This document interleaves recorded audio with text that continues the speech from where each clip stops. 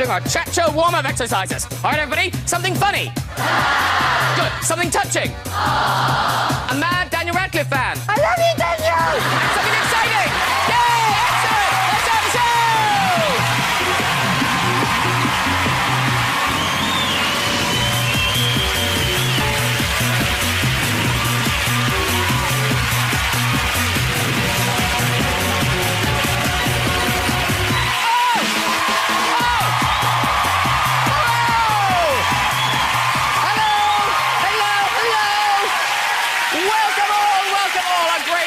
Tonight, as you may have guessed, Olympic golden girl Jessica Ennis is here, ladies and gentlemen.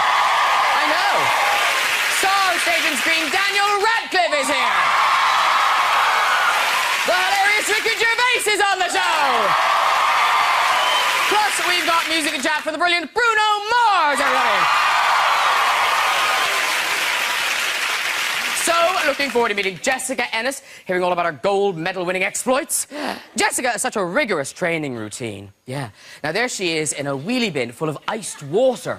Oh, dear. Although, you've got to be careful. Here she is 2 minutes later. Oh, I forgot it's Thursday. Jessica's next big event is the 2014 Commonwealth Games in Glasgow.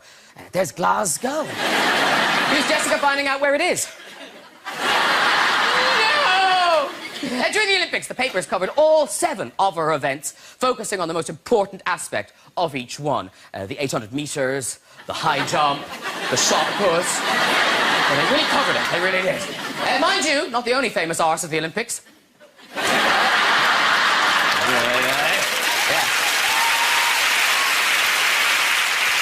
Look at him there, just thinking to himself, as soon as the Paralympics are over, I'm cutting disability allowance. Yes, ma'am. Let's get to the guest on!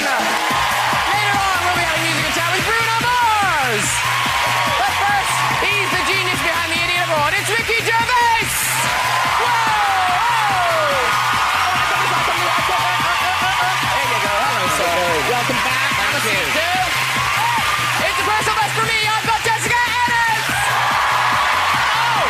Golden! Hello, darling. Oh, thank you so much for coming on. And we're going to try to get through the whole show without mentioning Harry Potter. Oh, no. It's Daniel Radcliffe, everybody! How are you?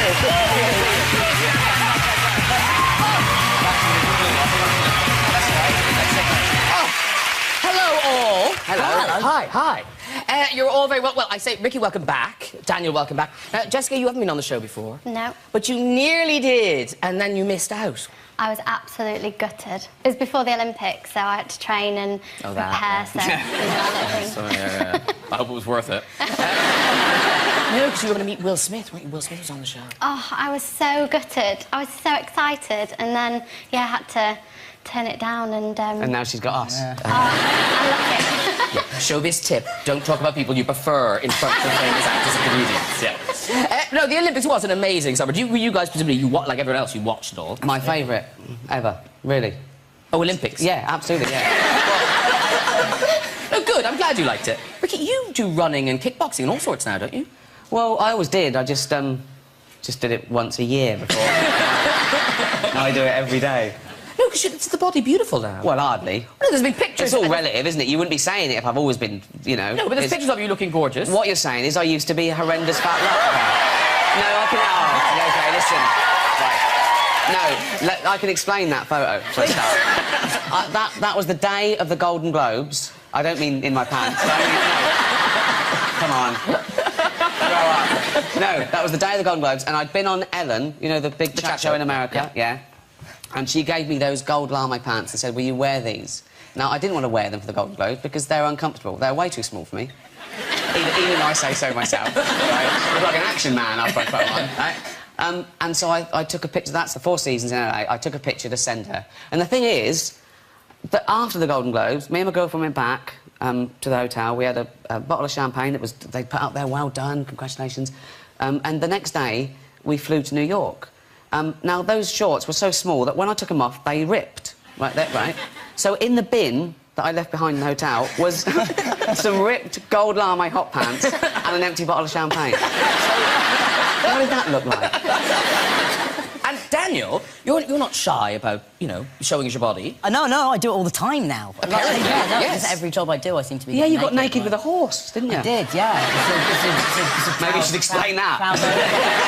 I spent enough time explaining that. No, I mean, yeah, I think every film I've done this year, I've had to get at least partially naked in. And it's weird because there's one thing about strangers seeing you because then you're an actor, but when your friends see you, that's Yeah, Sorry, never mind friends. Mum? No, but I don't know, like, I ran the lines for the show with my mum and dad, so they knew, like... Yeah, but you had your clothes on when you were doing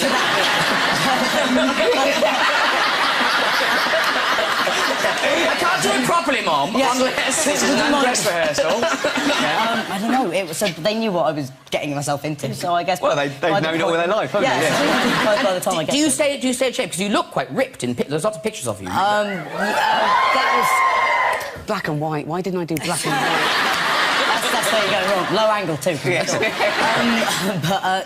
Yeah, I mean, I have... In fact, the first time I've been told to, like, was... The film I've just done, Horns, was the first time I've been told to, like, get in shape for something. You just told them to go up. Well, I wasn't expecting it. That's fantastic. Yeah, it's called Horns, and I... Don't say it again. I'm going to be saying it a lot when I'm promoting it. They may have changed the name of it by then. We're doing some audience research right now. They changed it to The Horn.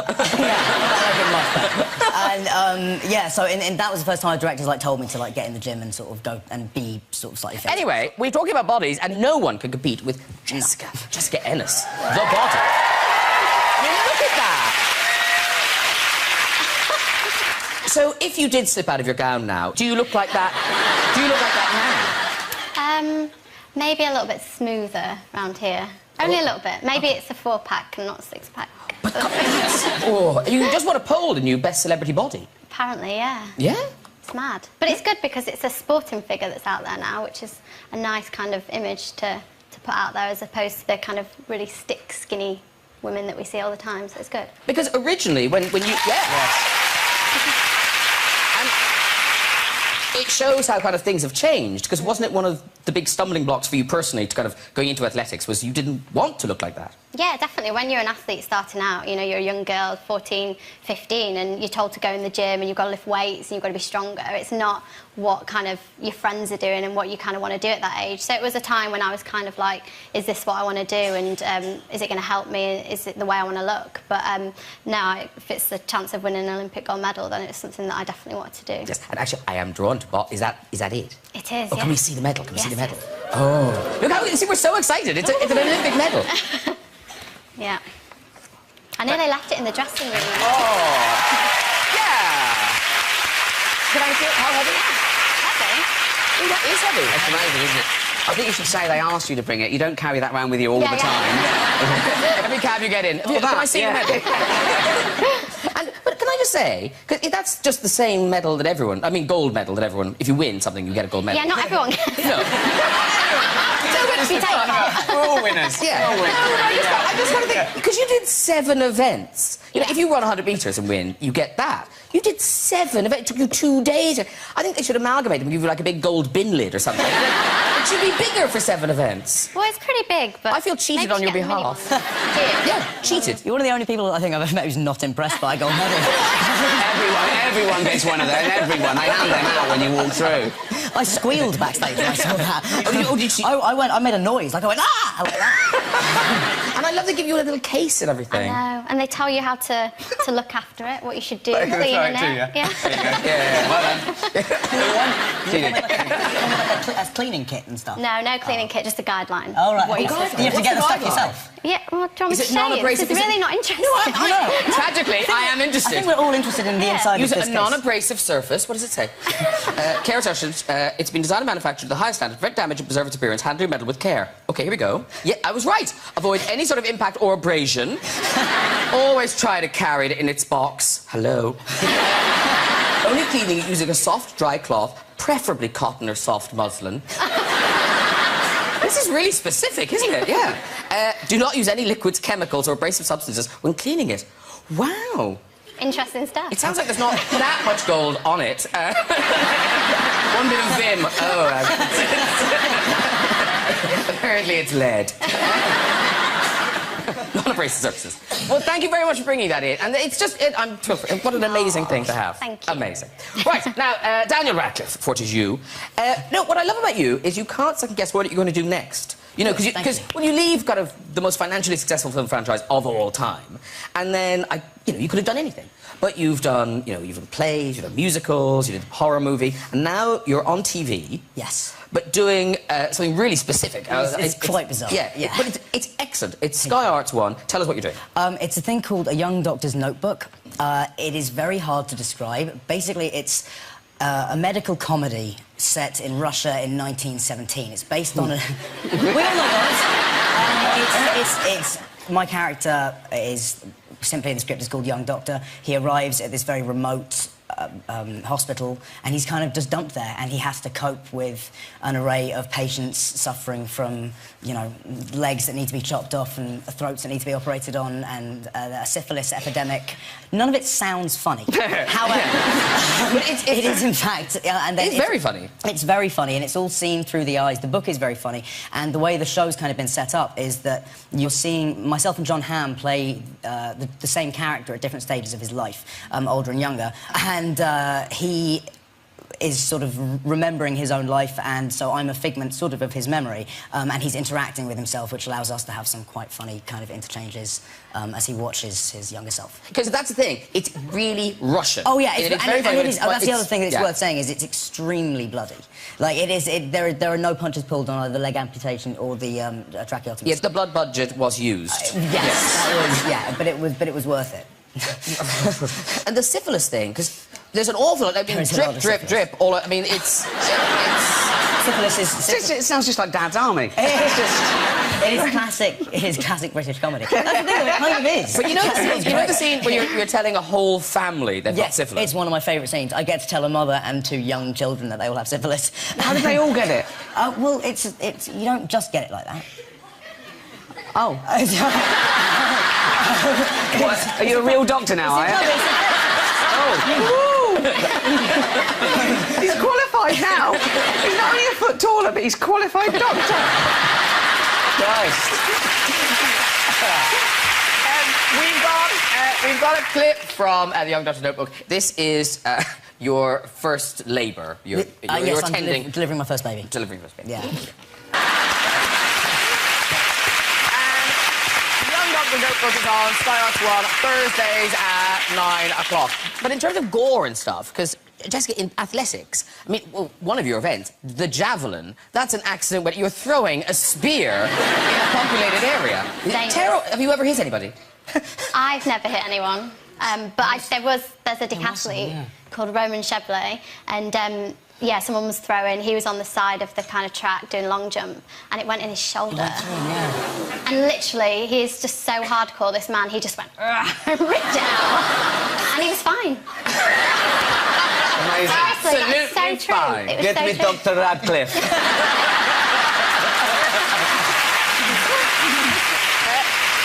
Jessica Ennis, not content with running, jumping and throwing, has now started typing. And you've done a book, unbelievable. And it is, it is unbelievable, because the amount of sacrifice and training and then the level of achievement is extraordinary. But I must say, there's no point where you think, oh, I might do that. I mean, do you feel it's all been worth it?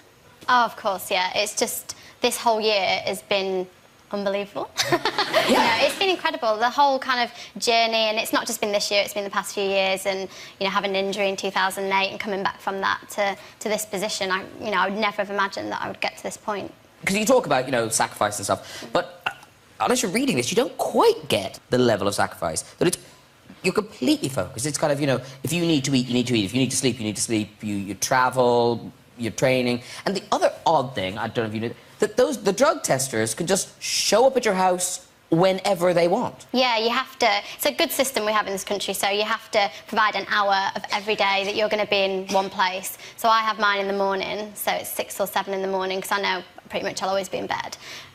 Also, the drugs would have worn off by then. Laughing too hard, Jessica, laughing too hard. Oh, God. Anyway, and they can literally test you at any time as well, so they can turn up whenever they want, so... But I guess my favourite bit in the book is you talking about running the 800 metres and what you kind of got from that crowd of 80,000 people. It was honestly like nothing I've ever experienced before, just stepping into the stadium for the first time for the hurdles and then finally for the 800, and the crowd was so loud, and on that final kind of 200 metres, two of the girls kind of overtook me and they kind of gave me a bit of momentum to carry me with them, and then the crowd just went wild. It was just... I've never ever heard anything Because you like didn't this. have to win. You could have lost by 15 seconds, couldn't you, and still won. Yeah, I had a good gap, but I wanted to finish it off properly, and the Russian girl...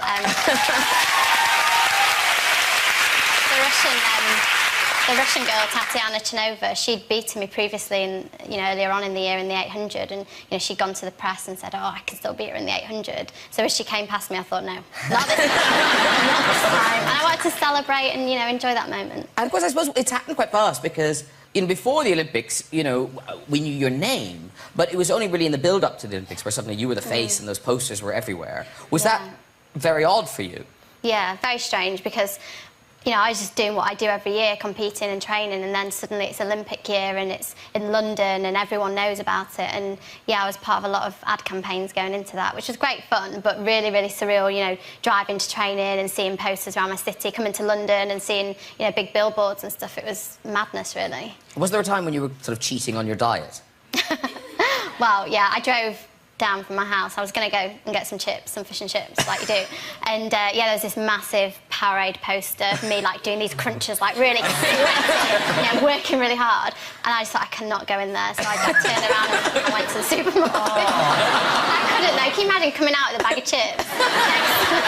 It's not a good look. And how does it... What's it like now? I mean, can you walk around, or are you bothered a lot? Yeah, a lot of people come up to me now, and it's lovely because everyone's, congratulating me, and, it's been just really surreal more than anything. Because you get proposals through the post now, don't you? I've had lots of things on Twitter. But do they want to marry you? Yeah, lots of marriage proposals, but I'm engaged, I keep saying. But it's not putting them off, is it? No. I wouldn't, very strange people. And do they send you things? I've been sent, lots of weird things. I suppose the weirdest was this man used to make these little... models of me. Whoa! Little cardboard... Well, no, wooden, cutouts. This is an episode of CSI, I'm sure. It's the beginning of one. Yeah. They were quite good, though. they started off really small, and then he sent me this big one. Made it now. Because, Ricky, as you talked about how you don't go to pubs anymore, and... Well... I go out, I go to restaurants and things, but pubs is the dangerous bit because people, when they've had a few, they're a little bit braver and they don't quite understand that you're having a quiet drink. And the worst is Brits abroad are the worst. So I'll be in New York. Listen to this, everyone. No, they're all lovely, but they say, "Oh, man, what are you doing?" I go, "We're having a beer if you want to come and join us." I go, I'm with friends at the moment. They go, "No, we'll be here for a while if you want to." I go, "I'm all right." And you would think they're going to... Any minute they go, "You've changed." Well, not really. I didn't used to go to a beer with strangers before I was famous. So it's always an awkward moment when you sort of say, "No, thank you, thanks very much." But once I was in West End, and this guy came up to me. He was a backpacker. He was a European guy, and he went, "Oh, my God, I was going to buy your book for you to sign. I haven't bought it yet." I went, "Oh, sorry. Will you come with me to buy it?" Yeah. I went, "No." And he was going, there's Waterstones. I go, "No," I said, I'm not coming with you to buy my book. No. And I said, "I'll sign something," and he was looking through, he found a tube bar, and he kept looking at... I said, "I'm not coming with you to buy my book." It's no, I'll sign you anything. But it's hard because they think, well, why wouldn't you? Why wouldn't you? I'm not going to meet you again, so this is my opportunity. Right, exactly, that's the thing. But actually, I was watching you tonight, Daniel, when you were outside, and the guys behind the railings, you were signing all the autographs. Did someone, when you started out, sit you down, did some experienced actor or star kind of sit, "OK, this is how you deal with these, this is the way to behave," or you just learn it as you go, because it's terrifying for the first, little while. It's really scary, intimidating. Because that's the thing, because sometimes if you don't sign, they'll boo. loud, and when you're 11 and 12, that's really like kind of like That's crazy. It's really funny. It's a child.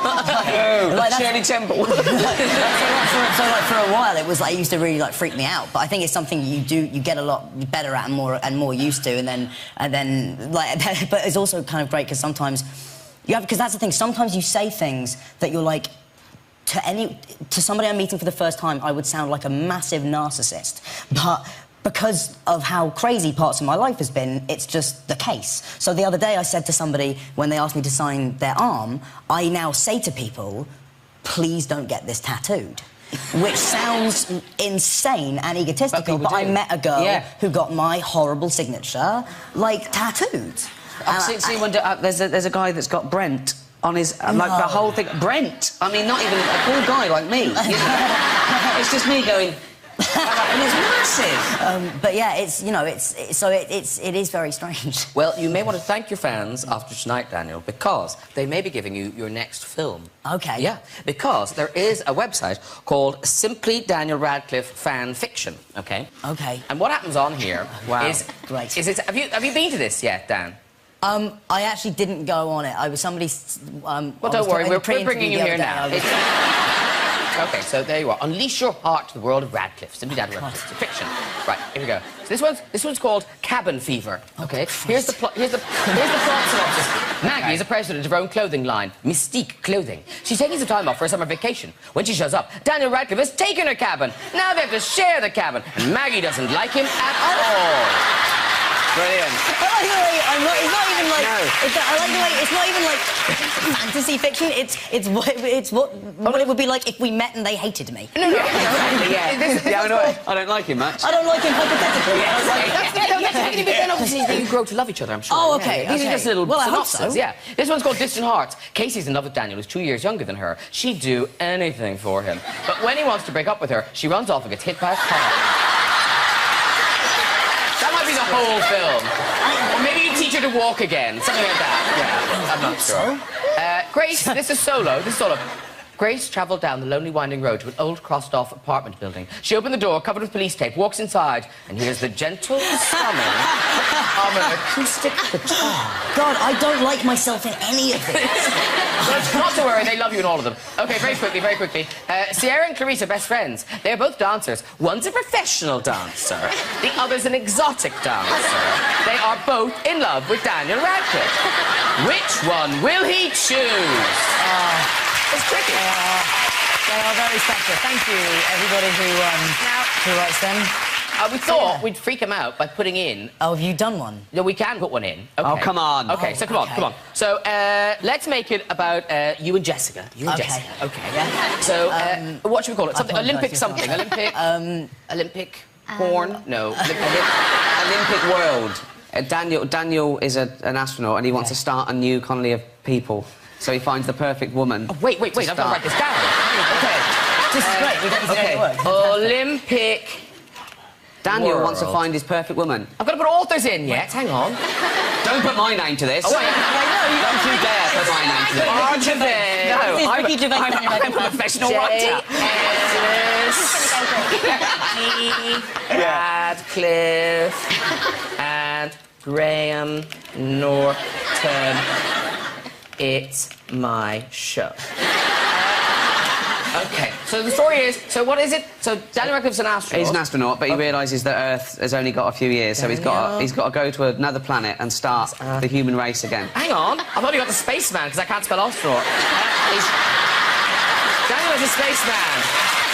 He is starting another world. So he brings the perfect woman. It's called Adam and Leave. Oh!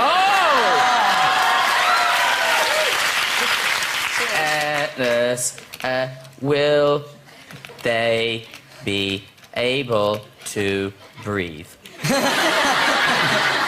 His co-pilot, given to him, is Lieutenant Norton. Yes. Who has other plans.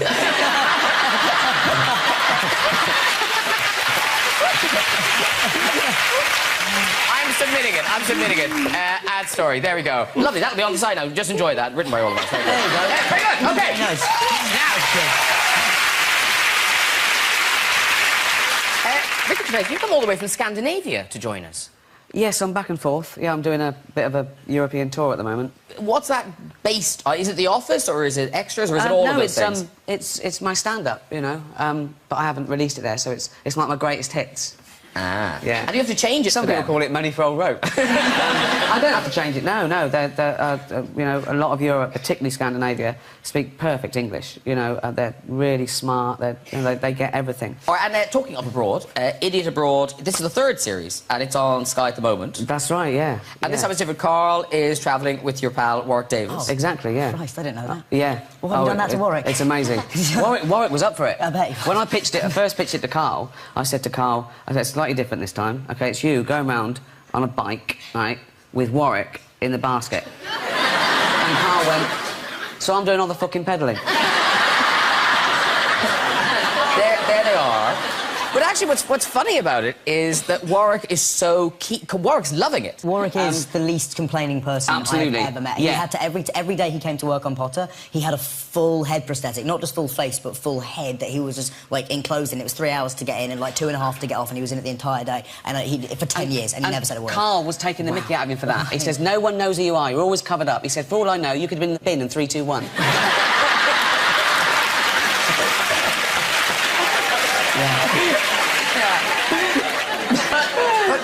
But Carl is also in your new baby, Derek. Yeah. And that starts on Channel 4 in the new year. You've done a series. Yeah, I'm just finishing it this week, the series, and it's myself and Carl and you know, obviously lots of others, ensemble piece, and it's set in an old people's home. Because there was, you know, people thought. People kind of prejudged it. It was quite controversial before it happened, and then people saw the pilot and went, "Oh, actually, this is rather sweet. Exactly. It's lovely." Oh, it got bad reviews before anyone had seen it, which is great. And then they saw it and went, "Oh yeah, it's all right." Yeah, it's very sweet. I think people would always assume it's going to be cutting and cynical and cruel. You know, they thought about Life's Too Short. They thought Life's Too Short was going to be, you know, they think it about An Idiot Abroad. They think An Idiot Abroad is. I think, well, it's not hidden camera. Warwick knows what's happening. Do you know what I mean? I think people are worried about taboo. If there's any mention of any disability, they think that they're the butt of the joke. And it's not. It's people's attitudes that's the butt of the joke. But I think eventually people sort of get it when they see it. A lot of it is people not seeing it and assuming stuff. Well, I watched the pilot of Derek and I really liked it. I thought it was lovely. It was really, really sweet and warm. And I look forward to the series. We've got a clip of the new series. All right, it's time to meet my final guest tonight. Last year, this man was the biggest selling artist in the world. Ladies and gentlemen, he's out of this world. It's Bruno Mars!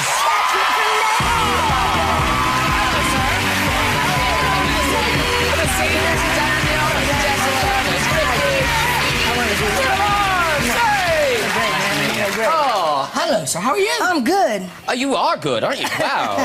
Because you've got your new album out, which is called Unorthodox Jukebox. That's right. And what are you singing for us tonight? I'm gonna sing Locked Out of Heaven.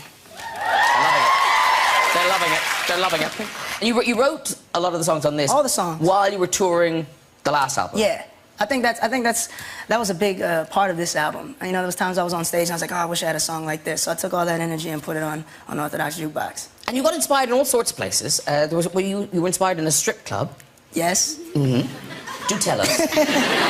Cue the story. Okay. He was on. Danny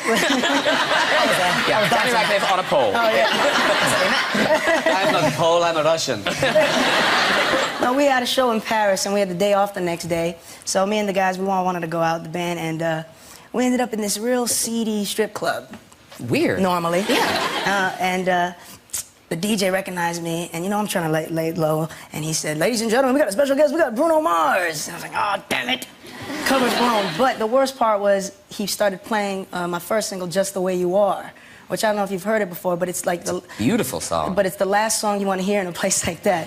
Yeah. So this poor girl gets up on stage, and she's trying to dance to it.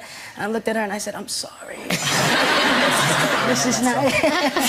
So on this album, I definitely have some songs that I'll be proud of the next time I'm in Paris at a strip club.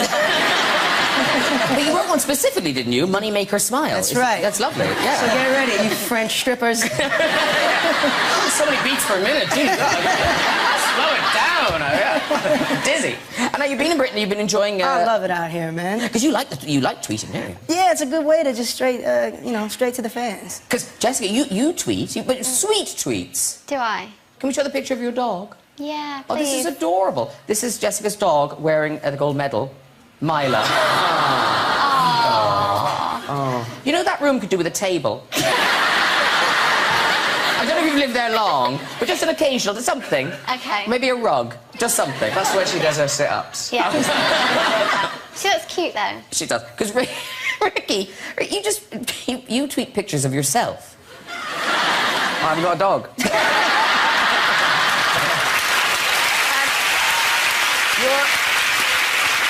But you're trying to look as horrible as possible. Yeah. Is that the idea? It's a hobby, isn't it? Yeah. I think this may be the winner. The good news is you're unrecognisable, but the bad news is it is you.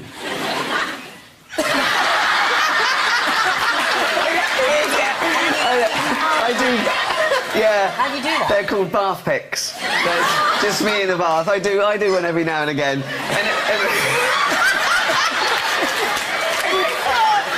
Honestly, I'm prouder of that than The Office. I want to see a bath pic. Everyone here's got to do a bath pic tomorrow. I promise I'll do one tomorrow. tomorrow. Okay. Yeah, I promise as well. I don't really have any means of getting that. You can do it. You can do it. You don't tweet. tweet. It's good for you. You just don't tweet. I haven't yet, no. Too cool for school. No, I don't have anything that good to say all the time. Welcome to Twitter. I just don't know. You've got to play by those rules. The Pope's just joined. I know, but that's the thing. That's what I loved about that, is that I am now less current than the Pope. I am now technologically behind the Catholic Church. He hasn't tweeted yet, though. He hasn't tweeted yet. No, he's building up. hope it's a He's bad building thing. up his following. Yeah. Just for that. I hope he does that. Listen, we're running short of time, so it is time for music. Bruno, if you want to go over and get ready with the guys. Thank you very much. Thank you. Cheers. Okay. In a moment, we'll have this week's stories of the famous red chair, but first, performing Locked Out of Heaven, it is Mr. Bruno Mars!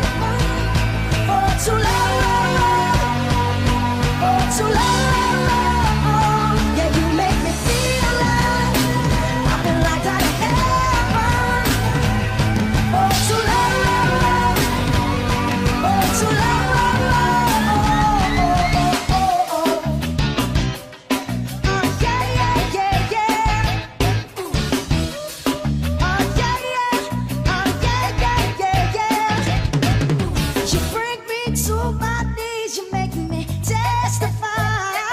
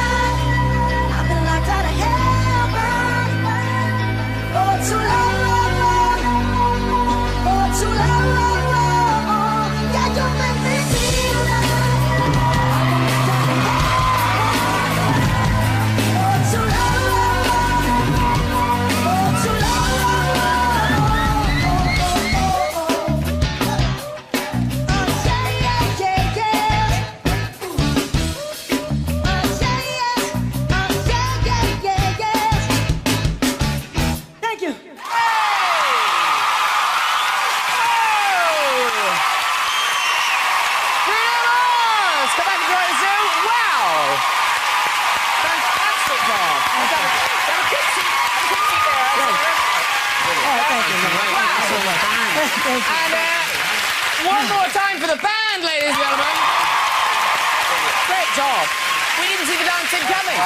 I just met those guys. We did not see the dancing. We didn't see the dancing coming. That was genius. Thank you. Very, very good. Thank Brilliant, you. brilliant. Thank you so much. Thank you. Right, before we go, just time for a story two in the red chair. Who's up first? Hello. Hi, what's your name, sir? Ian. Ian? Yeah. And where are you from, Ian? Glasgow. Glasgow. You got some ink, Ian. Yeah, I do, yeah. Serious ink. Yeah. Yeah. Oh, and you got on the other arm too? Mm-hmm. Yeah. Yeah.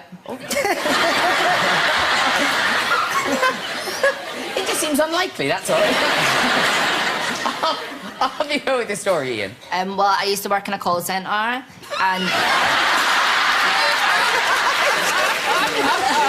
This is a weird show. Out of interest, can I ask, do you have any idea what's going on at this point? no idea. No. Or you, Ian. No I just want idea. to pull this thing.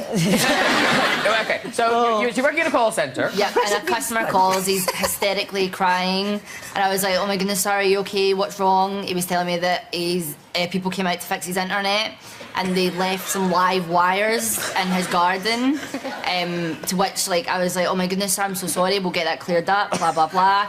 He told me that his dog chewed on the wire, kind of electrocuted itself. And I was, like, trying to console him. I was like, oh, sir, I'm so sorry, you know, what kind of dog was it? He was like, it's a Yorkie. And I was like, oh my goodness, sir, what was the dog's name? And he was like, Sparky. No.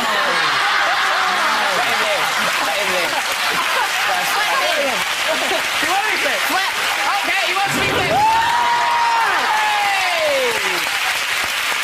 Well done, everyone. If you'd like to join us on the show and have a go off the red chair, you can. Just contact us via our website at this very address. Thank you to my fabulous guest tonight, Mr. Bruno Mars! Ricky Gervais!